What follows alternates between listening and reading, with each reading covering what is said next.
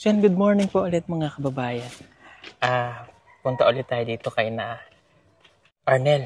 Ayan o, balikan natin sila ngayon. Kasi that was 4 days ago nung kami po ay papunta dito. Balikan natin sila ngayon kasi nag-consult ko rin ito sa Tita PB Lab kasi doktor po yung kanyang asawa. Medyo risky na kasi yung sitwasyon ni Arnel ngayon kung hindi talaga siya mapapa-check up. Kaya alamin natin kung siya nakapagpa-check up na nung napunta po kami dito last week.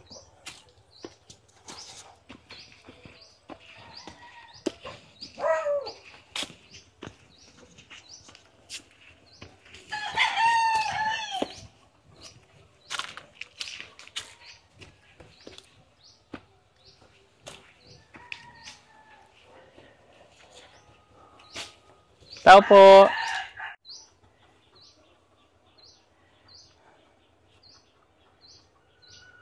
Uy. Nandyan. Sige.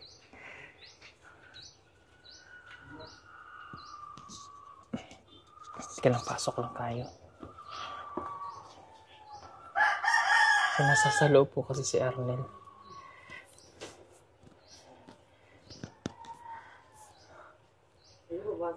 Sorry mga abala ulit kami.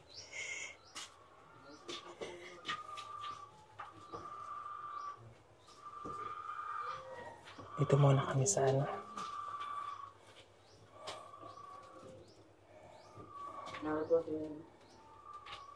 Pwede kami pumasok? Opo. Sige. Uy. Iba na ulit kasama mo. Kapatid mo yan? Kapatid mo to. Kaya pala kamukha mo eh. Sige. Pwede bang mag-usap muna kami? Sige. Okay.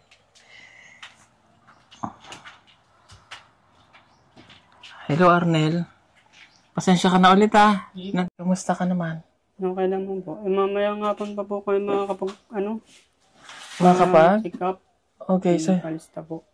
Nagpalista. So, nung napunta kami, hindi pa kayo nakapagpa-check up? Hindi po. Hanggang may trabaho po si Katie. So, ngayong hapon, may lista kayo? Opo. Anong oras? Mga alas 3 po, pupunta kami doon. Saang hospital kayo? DL lang po sa bayan. Okay. Sige.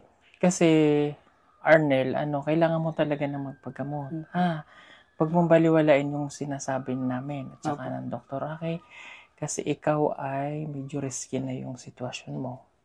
Opo. Mabuti na yung alam mo para at least hindi mo baliwalain. So, sabi nung aking na-consult na doktor, kasi base sa sinend ko ng mga litrato mo, picture, risky na talaga. So, wag mong baliwalain kasi habang tumatagal, hindi mo pwedeng ipagwalang bahala. Buhay mo na yung nakataya dito. Opo. Ano ba yung nararamdaman mo sa katawan mo? Ito lang naman po yung yung paa ko. Ay, ito talaga, hindi ko talaga po makitukod. Nahihirapan ako. Okay, kasi baka nga yung sitwasyon ngayon ay may halo ng diabetes. Okay? So, kaya ang gagawin, mamaya kausapin ko rin yung kapatid mo, para at least isasama mo ba siya? Yan po ang kasama ko mamaya. Okay, tama. So, kailangan ma-check ang iyong diabetes. Okay? Yung hemoglobin mo. Okay. Kailangan ma-check lahat yun. Tapos, yun nga, ito nang sa gout mo. May ibibigay naman sa yung gamot dyan. So, kukuhanan ka ulit nila ng dugo para matest. Kasi, sa totoo lang, hindi magiging maganda ang sitwasyon mo pag nakalipas ang dalawang buwan hanggang 3 buwan na hindi ka nakakapagpagamot. Mabuti na yung sinasabi ko sa'yo, Okay. At ang kailangang makakasuporta sa'yo ay ang pamilya. Hindi din masikaso ng magulang Bakit? Hindi ko po alam. Hindi ka ba... Sorry, tatanong ko lang. Hindi ka ba tinutulungan ng magulang mo? Naalala naman po, pag minsan, busy po siya sa tindahan niya. Sa tindahan nila dito? Kaya wala din pong oras na para masikaso ako. Doon siya sa tindahan. Okay. Kamusta ba relasyon mo sa magulang mo? Okay naman po. Maayos naman po. Okay. Pero bakit hindi ka nila... Sorry, hindi naman po inaano ko yung pwes. Ba't hindi ka nila masamahan? Yung gawa po ng tindahan, hindi po maiwanan. Wala bang mapag-iiwanan? Wala pong iwan nagbabantay. Nung wala akong sakit, ako nagbabantay dun. Ako yung nagtitinda, nanghuhugas. Kaya siguro na ano yung tuhod ko, ngalay, kakatayo. Ito, yung ano na, bumigay na. So ngayong ganito na yung sitwasyon mo, kailangan mo yung magulang mo. Ha? Sila yung higit na makakatulong sa'yo, no? Sa pagkakataong katulad nito. Kami naman, alam mo naman, malayo ako, Arnel. Diba? Sa mga susunod na buwan, hindi mo na ulit ako madalas makikita dito. At babalik na naman ako dun sa lugar kung saan talaga ako madalas, tagal nag-stay. So, gusto ko, yung bago ako bumalik doon, maging maayos ka. Para sa susunod na, halimbawa, nakalipas ng ilang buwan na pagbisita ko sa'yo, nakakalakad ka, nakakatayo ka. Kasi sa ngayon, mga kababayan, hindi po ito hindi ka nakakatayo. Subukan mo nga. Kasi mamaya, paano kapag nagpa-check up? Try mo nga sarili mo. Hindi talaga. Wala po. So, paano mamaya pag dinala ka sa ospital? Ayun po. Bubuhatin ka? Po. Mag-wheelchair na lang? Opo. Okay. Hindi na talaga niya kaya eh. Ano nangyari na dito sa isang kamay mo? Ayan o. Naglabasa na. Napapansin mo kada araw, dadagdagan. Hindi naman po. Dati, ito lang napansin ko. Ito, sadya na to, matagal na to. Ito lang napansin ko, wala to. Ito yung dumagdag. Saka aray. Okay, kasi kailan ba kami napunta dito? Friday ba yon? Friday ba kami napunta? Sabado. 4 days ago panlimang araw. 13 Oo. ba yun? 12 yata. 13? 13. 13. Tama. So, ilang araw na yung nakalipas. So, kailangan mo na tayo magpa-check up, ha? Hindi po nakapunta kagad ng ganong Sabado at Linggo po, wala pong Walang klinik, ano? So, kahapon, hindi naman din na nagpa-schedule pa. Okay. Sure na yun, makakapunta kayo mamaya? Opo, pupunta mamaya nga po. Okay, sige. Kasi tinan niyo po, ang itim na nung dito mo eh. Nitataas ko po siya ng ganyan lang. Pero hindi yung sasabi, itutuon po yung kahit yung talampakan ko, parang may natusok-tusok sa ilalim. Pag tinutungtong ko, masakit. Okay. Ganyan po yun. Nakakaihi ka ba ng normal? Opo. More water, ha? Kasi ang gout, yan, kasama uric acid, inom ka ng tubig. Madami po ako minom ng tubig. Yun lang problema mo, yung pag-ihi. Okay naman po yung pag-ihi ko. Sa pagdumi ko man po, okay din po. Ay, pagpunta mo doon, ba, ihi ka? Meron po, Panerola? may arenola po ako dyan. Okay, sige.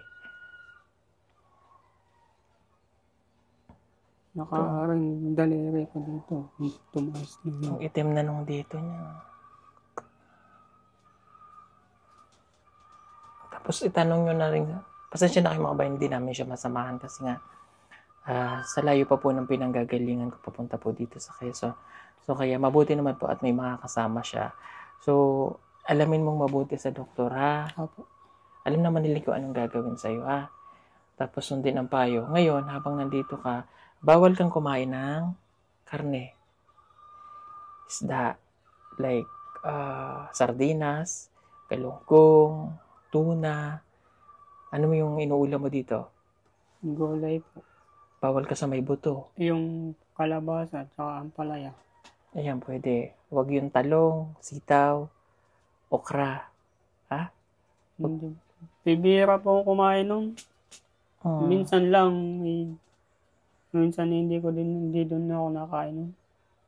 Ganang kinokontrol ko din po yung pagkain nun. Gawa nga po nung huwag ka muna kumain. Mag-ano ka muna, malunggay. Yun, talbos ng kamote. Tapos kung minom ka ng dahon ng guyabano. Papakuha po ako. Ilaga mo lang, ha? Mayroon naman dito mga guyabano, di ba? laga mo lang, wag naman lagi kasi nakakababay ng dugo, pero nakakatulong yon. Paano ha?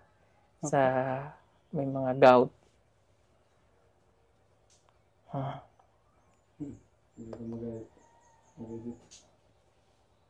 Huwag ka lang kakagatin na lamok, baka maano ka pa. Okay, so hindi niya na po kayang makatayong mag-isa. Kaya kailangan. So yung asawa niya, si ano pangalan to? Kate po. Si Kate ay may trabaho? Nasa bayan po, nabili po ng ulam. Okay, sige. Ay, teka lang, ibibigay ko lang itong pandagdag sa kanyang kasi may mga bibiling kang gamot eh. Nakabili ba kayo ng nung nakaraan? Yung pagkain po. Oo. Ayun po, bigas, kalating kaban. Po mga ibang groceries po. Sige, okay, kunin mo to. Ayan, tsaka ito pa. Hindi po. Oo. Gamitin sa pagpapagamot ha? Opo. Tapos, hindi kayo nag-message sa akin eh. Nag-chat po. Kailan ko nag-chat? Ng Lunes. Nag-chat ka? Hindi din naman kami natuloy mag-check up. May trabaho siya. Hindi siya panayagan Okay. mag-off. Priority muna itong pagpapagamot ha? Opo. Sige. Anong pangalan ng kapatid mo? Danilo po. Danilo? Si Danilo. Danilo! Sorry ka nga. Upo ka nga muna din eh. Pasensya ka na ha. Mga istorbo lang kami. Sino matanda sa inyo? Opo. Bunso niyo siya? Opo, bunso. Okay. Sasamahan mo ba siya magpagamot? Opo. Okay. At least, nandito ka rin para maano mo ha. Ang sitwasyon ng kuya mo ay medyo risky na. Ha? Hindi na natin, huwag niyo sayangin yung oras, no? Habang kami naririto at natutulungan kayo, anuhin nyo na. Okay? Kasi huwag niyong hayaang sabihin na nating mahuli yung lahat. Kasi yung 1, 2, 3, 4 months niya, o kahit nga yung 2 buwan kung hindi ito mapapacheck up, magiging mahirap na sa kuya nyo. Ha? Kaya, mahal mo ba ang kapatid mo? Kasama ko po naman. Ha? Kasi walang ibang tutulong sa kapatid mo, kundi kayo. Kung di siya masamahan ng magulang mo, ikaw na magkwento kay nanay. Ha? Sabihin mo sa nanay mo, si kuya, kailangan niya ng agarang gamot, kaagarang check-up. So, walang ibang makakasuporta sa kapatid nyo, kundi ang pamilya. Okay? Gugustuhin nyo ba na ang kuya nyo ay nakaratay na lang? Di ba hindi? So, wag nating palalain. Masakit makita na ang kapatid nyo, nakikita nyo dito, nakahiga lang, walang kayong magawa. So ngayon na nandito kami tumutulong, tulungan nyo rin kami. Kasi ako malayo. Ako rin nakikiusap na tulungan nyo yung kapatid nyo kasi natulungan namin siya. So masakit din sa akin na yung aming mga natulungan ay ganito yung makikita, kaya binabalikan namin. So bilang kayong pamilya, ako na yung nakikiusap, tulungan nyo kami para mapagamot siya. Kasi ako ay napakadami ko ring obligasyon. So, hindi lahat ng pagkakataon makakapunta kay Arnel agad-agad. Sa layo. Kaya kayo yung aasahan namin. Okay? At tulad ng sinabi ko, explain mo sa magulang mo, ulitin ko ulit, hindi makakabuti kay Arnel na nandito siya sa mga susunod na buwan. Dahil mas magiging mahirap at kayo din ang magkakaproblema. Mabuti na yung alam nyo. Para at least matulungan niyo yung kapatid niya. Kasi tinan niyo yung sitwasyon niya. Bakit pala hindi niyo napagamot ng mga nakaraan? Hindi po ako mama. Kasi... Wala din po ako nun. Tatrabaho din po ako nun. Tatrabaho? Okay. Explain mo kay mama ha. May papa ba kayo? Wala po. Yung tatay ka po. Patay na. Kumbaga magkaiba po kami ng tatay. Okay. May mga kapatid ka sa... Sama. Sama? Hindi ko din po nakikita. So, ikaw lang yung nandito? Okay. Nakikita ko nung ako'y napunta po din sa lola ko. Nakakalakad ba ako nun? Nakikita ko doon kalilitan pa. Alam ba nila na ganyan ka? Hindi po. Kahit yung nanay ng tatay ko, hindi din alam na ganitong kalagayan ko. Nasaan ba sila? Sa Malabanban po yun. Malayo, Sige. Ano ulit pangalan mo? Nalimot ko. Danilo po. Danilo, ha? Ikaw mag-explain kay nanay, ha? Opo. Okay. Nandiyan ba nanay mo? Nandun po. Nasa tindahan po. Hindi ko ba siya pwedeng makausap? Pupuntahan po. Pumuntahin mo nga dito. Busy po sa Hindi, mo. Mahalaga pa yun. Kung pwede ko kamo siyang makausap. Wala pong magbabantay ng tindahan. Isa rin lang kahit 5 minuto. O pwede ko siyang puntahan sa tindahan? Pwede naman po. Ha? Hindi ba siya galit sa akin? Ha? Hindi po yun. Hindi. Hindi po. Ako na lang yung makikiusap. Kasi wala eh. Hindi natin to pwedeng patagalin eh. Samahan mo ako? Halika, puntahan natin. Sige, Arnel, puntahan ko lang nanay mo ha. Apo. Okay lang sa'yo? Okay lang po. Wala pong problem. Hindi nagagalit nanay mo sa akin? Hindi po yun na basta kausapin niya lang po ng maayos. Parang ano ha? Hindi po. Mabait po siya. Ha? Puntahan mo muna. Ikaw muna pumunta. Baka mabigla eh. Yung malayo po yun, doon po sa may Bray. Saan ka Malayo na? po yun. Sa labas? Hmm. Akala ko dito lang. Hindi po. Di isasama ka pala na yung pagayon. Opo. Tuturo po yung daan. Para malaman niya din yung tindahan kung saan. Kasi dati, Nasa highway? si Sir Christian po yung kasama ko noon na tinuro ko yung tindahan. Lumipat na kami ng tindahan noon. Nasa highway sila? Wala pong doon po sa may babaw nun. Di ba may release? Baba pa. Lampas pa ang rin. Lampas pa. Pababa. Pababa po yun. Pasok ang sasakyan? Dito, yung Pasok po.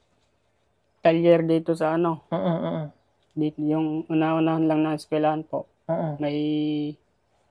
May ano doon, may kanto doon, pababa. Yung unang, yung eskwelahan, tapos yung unang kanto, yung padalawa. Sige, okay lang. At least, mas maganda kasi yung nakakausap ko eh.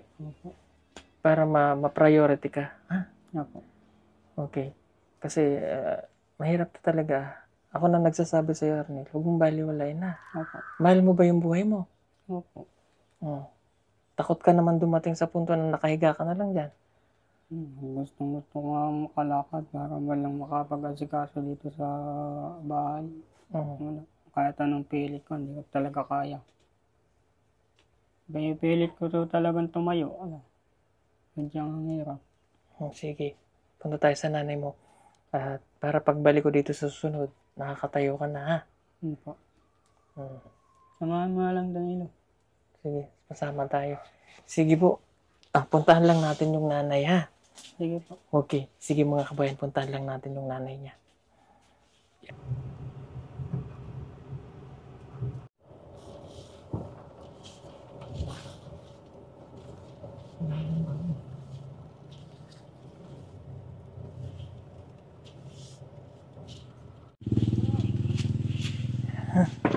Pasensya na po Ayos lang po. Ako yung Maipag-liling ko. So ngayon ko lang po na-meet yung nanay niya. Kamusta po? Ayos lang po. Awa ng Diyos po nakakaraos kahit pa pa. Bata ka pa pala eh. Ilang taong ka na? 47 po. Bata ka pa. Okay, ngayon ko lang to nakita. Anong pangalan mo? Agnes Alday po. Okay. So, yun po. At alam nyo naman yung mga nakaraang taon pa, na natulungan namin yung anak nyo. Okay. Ngayon kasi, may sakit si Arnel. Oo. Kayo po bilang nanay, alam nyo naman yung sakit ng anak nyo. Ano talaga yung sakit niya? Kung sa sakit marami. Nung habang wala kayo, iniwan niyo siya, mag-isa siya, iniwan siya ng pamilya niya. Akong kumukot sa kanya. Opo. Ngayon, nung mangyari, hindi niyo siya napupuntahan. Sabi ko, dito ka muna sa akin. Nandiyan pa yung tindahan ko hanggang naglipat ako dito. Nandito nga siya sa akin. Ngayon, nagkaroon siya ng karamdaman. Na ospital, pinalbularyo ko, 2 beses. Ayaw niyang gumaling, ayaw niyang magpagaling. Ngayon, nung nagkaroon siya uli ng padalawang asawa ulit, nagkaganyan na siya, ayaw niya na makinig sa akin. Sabi ko, umayos ka. Ikaw lang naman kasi ang ayaw mo umayos. Kasi gagaling ka pa, sabi kong gano'n. Ganyan na nga nangyari sa kanya. Ngayon, sabi ko, nagkataon naman nung mapupus out yung tindahan ko para siya. Dahil sa papagamot ko sa kanya, uutang ako, papagamot ko sa kanya, tapos yung tindahan ko, humihina pa yung bintahan. Kaya pinauwi ko muna siya sa kanila. Kasi may kasama siya eh. May kasama siya sa buhay na. Sabi ko, mag-alaga na sa iyo yung asawa mo at may kasama ka naman sa buhay. Saka ako, solo lang naghahanap buhay. Kayo, tinataguyod ko, ayaw niyong makinig sa akin. Yeah. Yun ang ano ko sa kanya. Magpagaling naman. Sabi ko, maawa kayo sa akin at kayo tinataguyod ko kahit mag-isa lang ako. Kaso ay makinig eh. Andun pa yun sa itaas. Yung unang punta ninyo, dinadaan-daanan lang ako niyan eh. Dinadaan-daanan lang ako niyan. Okay. So ngayon po kasi ay okay. So ngayon po kasi ang sitwasyon na ni Arnel at ng aking makita, risky na. Medyo nakakabahala na po. At yung kalagayan niya ngayon ay hindi na natin siya pwedeng ipagwalang bahala. Sinabi ko rin po sa kanya. So kaya ako nag-decide na kayo ay kausapin dahil kayo nga po yung nanay. At alam kong bilang isang ina, ayaw nyo rin naman po na inyong anak ay mapahamak o kumbaga, lumala yung sakit niya at mahuli yung lahat. Diba po? Okay. So ngayon, kaya kami bumabalik at nung nakaraan, galing kami sa kanya, ay sabi ko magpa-check up at nabigyan namin ng tulong. Ngayong hapon daw sila babalik. May schedule na ulit magpa-check up. Pinapagamot ko naman siya ayaw lang siyang makinig sa akin. Ayaw siyang magpagaling ng kanya. Sabi ko, maglakad-lakad ka, mag-exercise ka dyan. Kasi hindi ko maiintindi at ako yung naghahanap buhay para na sa amin lahat din yan. Para sa kanila. Yung asawa, sabi ko, alalayan niya yun at para matuto siyang maglakad niya kahit baga dito lang. Ayaw niyang pinagamot ko niyang paganyan-ganyan na nga lang yung kanyang sa albularyo. Sarili man lang niya ang makakapagpagaling sa kanya. So, okay. Yan. Ngayon, hindi na po kasi siya makatayo. Kasi hindi ko na siya maaakay kasi naghahanap buhay nga ako. Kasi kasama naman siya sa buhay. Kaya sabi ko sa kanya, yung asawa mo, paakayin mo sarili mo. Kasi ako, naghahanap buhay ako ng para sa atin. Ayaw niya makinig. Gusto niya ako, paano naman ako, yung hanap buhay natin, lulubog na, nagkandara utang na ako, lubog na ako sa utang, sabi niya gano'n. Ayun, kaya pinauwi ko muna siya sa kanila para makarecover ako. Ngayon, tinuturuan ko siya ng leksyon. Para kayanin niya yun, lumakad siya, kumbaga solo siya, maiisip niyang tumayo, ganyan. Hindi rin. Okay. Ayaw na talaga. So, kumbaga sa po, hindi kayo nagkulang sa inyong anak? Hindi naman ako maano sa kanya. Tinuturuan ko siya ng leksyon. Kung sakaling wala ako, kaya niyang tumayo. Lalong hindi. Ayaw niya lalong tumayo. Anong gagawin ko kung ayaw niya tumayo? Siya na may iniintindi ko. Habang wala kayo nung wala sa kanya, hindi niyo siya sinusuportan. Ako ang nagsusuporta sa kanya. Ngayon, nung dumating yung point ng panahon ng gayon, pinapagong siya, na-hospital siya, 2 albularyo. Kaso, ayaw niya makinig ayaw niya magpagaling. Anong gagawin ko? Lahat akin, naupa kami dito, nabayad ako ng kuryente, nabayad ako ng tubig. Aking babadgetin? Kasama pa sila, may 2 anak pa akong iniintindi rin. Bali, 4 na sila, nadagdagan na. So, hindi kayo nagkulang sa anak nyo. Okay, kaya naman po ako pumunta dito. Yun nga, para ma-inform kayo na magamat may ganun kayong hindi o kumbaga nagkaroon ng hindi pagkakaintindihan. Si Arnel ngayon ay nasa stage po siya talaga na kailangan nating i-focus. So, kumbaga, huwag na nating sayangin yung oras. Ayun nga po ang akin. Hindi ko naman sinasayang oras sa kanya. Kaso, dumating lang ang point sa akin na ako'y palubog na ang aking So, yun kaso, kaya ko siya napadala sa kanyang bahay. At saka, yung bahay na yun, sabi ko, tauhan mo yun. Mm-mm. At ayun ay sa iyo yun. Hindi pwedeng madat na ng ibang tao dyan. Kagaya, dumating kayo daw doon ng 2 beses. Wala yan, nasa akin yan. Andito yan sa akin. Wala naman, hindi naman siya napapagod. Hindi naman siya nagugutom sa pagkain. Lagi din siyang may pera, ganyan. Ano po? Basta nasa akin siya. Hindi ko lang alam kung bakit nagkagayon ng sitwasyon namin nung dumating ng huling ganyan. Yun lang po yung ano ko at masabi ko sa inyo na talagang hindi magiging maganda yung lagay ni Arnel kung talaga siya tuluyan ng mapapabayaan na nakaganon lang. Ano po? So kami naman ay nagbigay rin ng tulong ulit para may paggamot po siya. So yun lang, i-ano lang natin siya. Intindihan muna na kasi ano na hindi na talaga siya makatayo, hindi na makalakad. So, ang worried ko dun, yung kidney niya, madamage na rin. Na dumating yung point na nakahiga na lang siya. So, alam ko namang ayaw yung mangyari din sa anak niyo yung gano'n. Makakalakad pa yun, ayaw niya tulungan yung sarili niya. Kung nga po ay gumagawa ng paraan para lang sila'y makakain ng ayos. Hindi po ako nagpapabaya sa kanila na magutom. Hindi ako kung saan humahalikap ng kung ano bagay na para lang kumita, ganyan. Mga anak ko, hindi ko yan binapabayaan sa gutom. Thank you, thank you. Ba't ka naiyak?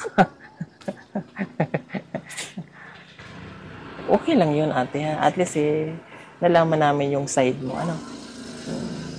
Na wala naman talagang ina na makakatiis sa anak. Diba? So may mga kwento kasi na hindi natin alam. So, yun. Papaalalahanan natin si Arnel sa mga bagay na makakatulong at higit na makakatulong sa kanya. So, sundin pa rin yung magulang. Okay? Sige po. At pupuntahan lang ulit natin. Okay. Nandito ka na pala. Sige. Okay. So, thank you. Nandito ka na. Mamaya na check up? Okay. Sige, galing na ako sa nanay mo. Mabait naman yung nanay mo, ha? So, sundin mo kung ano yung mga kabuti para sa'yo, ha? Huwag matigas ulo, okay? Pag sinabi ng, alam ko hindi naman nagpabaya yung nanay mo sa inyo, ha? Mahal ka ng nanay mo, ha? Yun lang, huwag matigas ulo kapag magpapagamot. Sundin natin, ha? Kasi yun nga, walang ibang makakatulong na sa'yo kundi ang sarili mo na din, ha? At yung pamilya mo na nasa sa paligid mo. Okay? Tulungan mo siya, ha? Kasi medyo risky na yung sitwasyon niya ngayon, ha? O alam mo naman kung pagpatuloy yan, wala, nandito na lang siya hanggang ayaw mo naman dumating sa puntong ganun din ang asawa mo. So, encourage mo din siya na magpagamot. Okay? Sige. Arnel, wag matigas ulo, ha? Mabait yung nanay mo sa'yo. Sundin mo lang, ha? Kasi wala namang nanay na gustong mapahamak ang anak. Tama? Oo. Tingnan mo, nangingitim na yung dito mo. Kasi hindi na mabuti yung sitwasyon mo ngayon. Ngayon okay ka pa Nakakaganto-ganto ka pa. Pero yun nga, sa susunod na mga araw, buwan, yun na, unti-unti na yun. Kaya, pag sinabi ng doktor kung ano yung bawal, sundin. Maglakad-lakad para yung makatulong sa'yo. Kasi the more na nakahiga ka diyan, nakaganyan, lalong nag-aano yung ating ano. Alam ko masakit yan, naintindihan ko. Huwag matigas ulo, Arnel, sige. At ako'y babalik na. So, magpapagamot, Message ka ulit. Alamin ko kung ano nangyari, Okay? So, para pag susunod na pagbisita ko dito, nakalakad ka na ulit. Kapag nakalakad ka na ulit, huwag matigas ulo.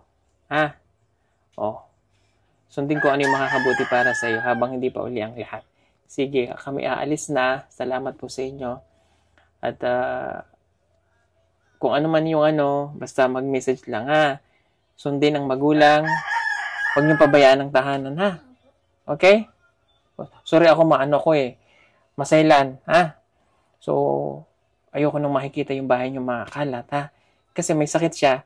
Yung mikrobyo na makukuha niya, ihina-hina ang immune system niya pag makalat ang paligid. Magkakasakit lalo siya. Okay? Kamagalit sa akin, kasi kayong dalawa yung mag-asawa na, Hindi ko naman pwedeng sabihin si kuya. Dahil hindi naman sagarito yan. Di ba? At may bahay rin sang inuuwian. O, ikaw yung asawa. Ikaw yung maglilinis. Tama? O, sige. Palakas ka ha. Promise. Pagbalik ko dito, makakalakad ka na. Hindi mo na po makalakad. O, paano pag di ka nakalakad? Pwede wala na.